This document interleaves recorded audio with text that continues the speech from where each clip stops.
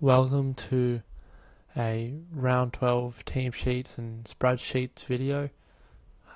This will include my live reaction to the team sheets plus a spreadsheet I made that includes buy planning, trade planning, whatnot.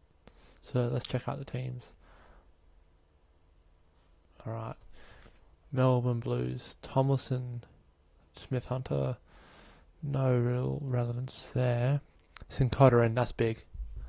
I mean, we expected him to come in with the amount of injuries and whatnot that's here, but it shows that he at least still has a spot in the team.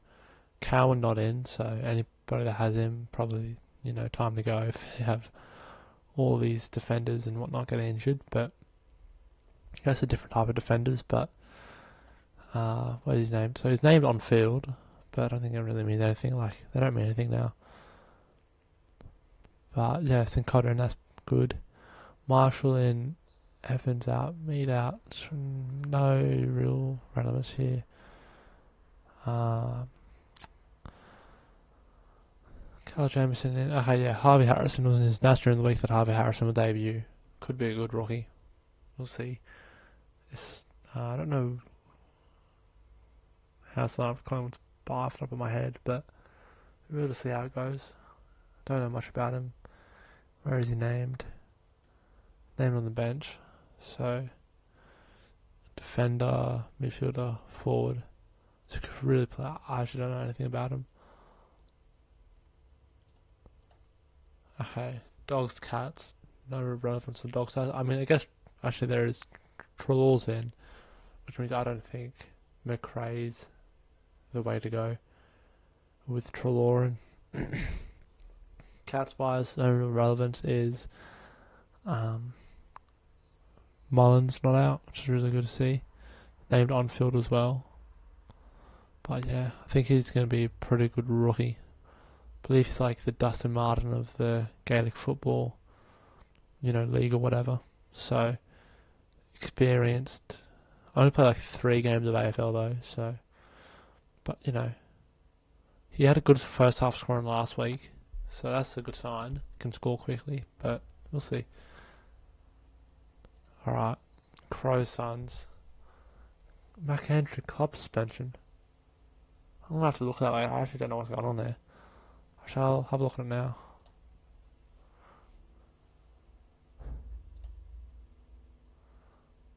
A drunken night behind the wheel. That's not very nice. That's not smart. Well, goodbye Gold Coast to crack down on that. Adelaide. I mean, pretty much big news here is this man here. I just want to give a round of applause to the Chrome lawyers for getting him off. I thought he was 100% going to go. And I think I heard what the arguments were, and I looked at him I don't think they actually have too much merit. But luckily he's playing, which is great, because, a lot of people brought him in. Another premium in the buy, that's great. Oh, Richmond. Alright. Yeah, Sunday games, so it's kind of hard to tell. Sam Banks, I said it before, but I really hope he debuts on the extended bench with Cochin, Clark, Ralph Smith, Mansell, Miller, Dow. I think Miller will play because of the lack of tall forwards. Cochin, I don't think he'll play because it's interstate. Mansell will play, so that's 2. I think Clark could be sub. So I think Sam Banks has a chance of debuting, but the club hasn't put anything up about it, so we don't know. Fahey on the extended bench here, so hopefully he gets a full game, not sub. But say if he's sub, I think I just don't want to get Deal Williamed. I think he'll be really good as a rookie when he gets full games in a row. But I think Sam Banks will be a good rookie if he gets good games and all that. Essendon North. Rhett Montgomery, I've never heard of him. It sounds like he's from the 1930s. But Taron Thomas. Jeez. Alright. Rhett Montgomery. Alright. This is a this is some spreadsheets I've been working on this week. This up here, it has players that are in my team that I'm planning to get out during the buys, and the price projections throughout them. These price projections are from the Supercoach website and Bryce Mitchell. I'll link him in the description. You know, he did the price projection, so it's really good, very, very helpful for a lot of planning. So the green here is when they get a big price rise. Blues when they kind of freeze, so they kind of go up maybe 2-3k, down 2-3k, and orange is when they're like losing money. And obviously the buy's a buy. So, and then in here is a projected score that I have. So on the projected score, I think Mitchell will score more than that. Humphrey, I think that's about right. Weddle, that's about right. Day, probably a little bit less, to be honest. Sheasley, that's probably about right. Ford, it's kind of hard to tell what Ford will score, to be honest. Here's the same thing for premiums that I don't own, that I want to bring in. Same thing about the projected scores. And green is when I want to bring them in, or when I'm planning to bring them in. So yeah, feel free to use any of this information. The graphs can be a bit confusing, but the way it is that the round stated there is what the price was, what it's around. The price is what they priced after playing the round above them. So after playing round 11, Mitchell is 299k. After playing round 12, he'll be this. So around 13 out will be Mitchell at this price. Honestly, I confuse myself with it, but I'm not honestly sure how else to do it much better. But yeah, I'll touch on the premiums here. Personally, I don't really want to bring in any premiums this week. Like, the way I've seen it explained is, if you bring in any premium this week, they're going to miss, one of the next 4 weeks. It's like, that means it's pretty much the same as bringing in whatnot. But, I just don't feel great about bringing in any premiums. But yeah, I'll go through one by one. Brayshaw, so bringing him for 580k after the buy, I think that's a move. The other premiums you could bring in include Mills, maybe if he's fit, but I don't think so, especially with the injury. Still, just drop to 60. I don't want to. Sarong, if you don't have him, I reckon Sarong's would be good to get. Doherty here, I don't want to get him until after his buy. He'll be more expensive than he is now, but I just don't want to have to deal with a buy. And the round 15 buy for me is my worst buy.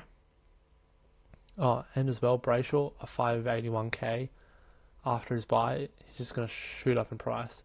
So that's the time to get him. Walsh, pretty much the exact same thing I said for Doherty about the buy, my worst buy. He'll actually be cheaper than McRae after their buy, which is on the same week, which is who I don't want to get in now because Law's in.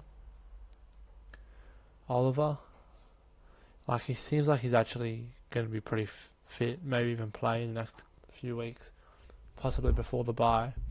So that's interesting to hear. But yeah, I'll bring him in after my bye. I do have an alright round 14 bye, but I think the move is to bring him in after the bye. He'll be at an alright price. I think he holds price pretty much. Neil, he has the round 12 bye, but I'm bringing in Brayshaw there. So I'm bringing around 14, 15, 16 for me. So here's my trade planned for the next couple of rounds. So I currently have 13 trades. So this round, I'm not doing any trades. If you look at my team, I've kind of experimented with what can be done. But if you really have a look at it, the best thing really is what if I get another warm body on the field? Out of these guys, who am I trading? Probably Roberts. Who to? It will have to be Wardlaw. Do I think trading him to Wardlaw is a right idea and using it at my bank? No, because as you can see here, that 44k is going to be helpful in the next coming rounds. So I don't think I need to do any trades. I went Ford early. I would have got him if I didn't have him. But I think I've actually been I've had a lot of good luck this season, which means I haven't had to trade out like Atkins or whatnot. Next round, Mitchell out, Humphrey out, with the current bank of 747 in the bank. And I'll get Brayshaw 580 and just some rookie. For all these rookies except Mullen, I'm not really sure who they're going to be, because I went early and forward. It kind of set me back a bit, I guess. But I think, I've got 44k bank there, so that could be a bit more expensive rookie. But with a mid-season draft, there could be some 1 or 2k rookies coming through, but we'll see. So with that, I'll have bank 44k for next week. The round 14 trades, I'm thinking Day and Weddle out, both buy flips. Bank money, bring in Neil and Mullen. Mullen on his bubble. 1 or 2k rookie. Really hope he plays, but we'll see. I'm not too optimistic. But yeah, you might be thinking, why are you doing Mitchell here, Weddle there? Weddle gains more money playing in round 13 than Mitchell's predicted to. This is obviously subject to change on break-evens, form, and whatever.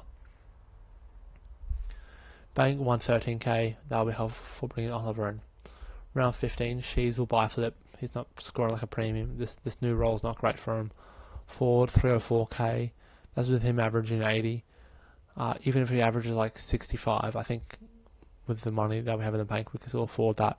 Bring in Oliver, which is going to be great, and another rookie. Then round 16, trade out 2 300k rookies. Not sure who that will be, to be honest. And bring in Doherty and 123k. Depending on, and bank 25k, so using up pretty much my bank. Depending on, see, this one here is the most subject to change because that's in like weeks. So it could be a Walsh, could be McRae, but I don't think it will be. It could be another premium. But yeah. So after all these trades, I will have a completed team, 22 premiums. No players I feel like are faults. Closest will be maybe Sinclair. I'll have 5 injury trades, which is pretty good. So yeah, that's nice. Here's the buys here, the buy structure. So this is calculated in all these trades. So this round I have 13 premiums, 9 rookies that will play, or 99% will play, and 2 that are less likely. I think that's Constable and Chesser. I think Chesser's on the extended bench and Constable's just on the field.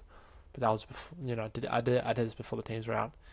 And then Sicily suspended. So I have somewhere between 18 and 20 players playing. That's pretty good. I'm happy with that.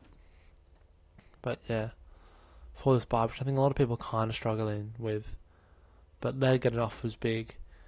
Sincotta being named as big. If those two things didn't happen, I'll be feeling anywhere between 16 and 18. So just the 2 incidents, the 2 moments there, massive. Round 13, this will be the easiest one. 20 premiums, don't even have to look at that really. Round 14, this one's going to be a really tough one for some people, but I think it's my strongest buy.